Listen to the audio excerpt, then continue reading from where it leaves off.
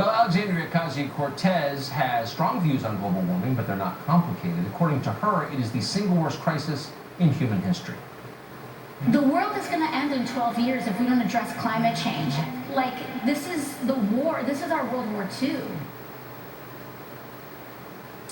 Ocasio-Cortez's confidence is made possible, as it usually is, by complete ignorance. Not knowing anything helps. For example, Washington, D.C. was battered by flash floods on Monday morning after the city received about 4 inches of rain in barely 2 hours. Ocasio-Cortez quickly exploited the tragedy by tweeting that the flooding was the fault of Republicans for not implementing her Green New Deal. But she was quickly rebuked by actual meteorologists, one of whom tweeted this, quote, "First a tornado and now a flash flood. The Congresswoman does not miss an opportunity to turn a weather event she experiences into a political statement. A slow-moving thunderstorm is not, quote, climate." Joe Bastardi is chief meteorologist at weatherbell.com and author of the Climate Chronicles.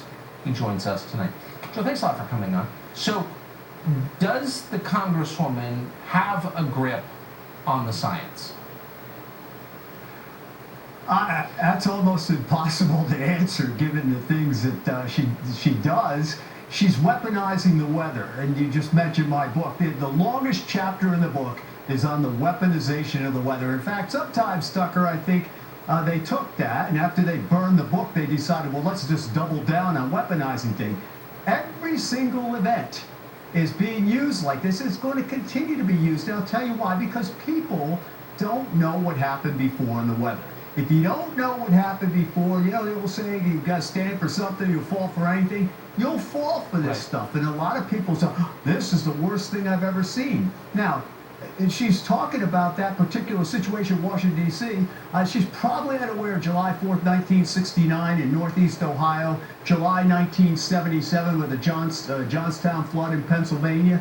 And this is going on across the board, and it's going to continue. We're going into hurricane season, right? That is one of their favorite things. You just wait and watch what happens in the Gulf over the next few days. I guarantee over the weekend, they'll be saying, well, there it is, climate change. But that's not a valid, I mean, that's not a scientifically valid way to understand the weather, is it? Of course it's not.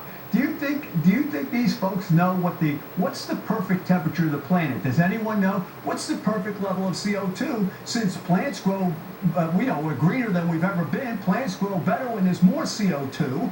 Maybe that's part of the design here, that there's more food, people's prosperity is going up, you know, life expectancy is going up, climate deaths are going down. I just don't understand. And look, I tell folks all the time, don't believe me. Go look for yourself. I don't know what's happened to curiosity today, all right?